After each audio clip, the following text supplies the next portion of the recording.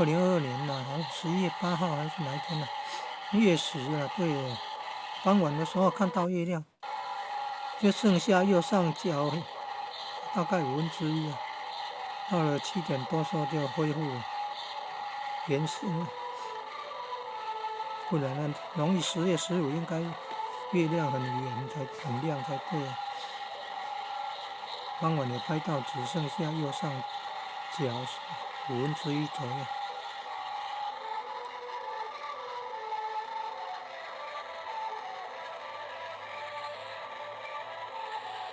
而且中华民国111年11月11号，你看昨天呢，刚好有几个七啊，有7个1啊，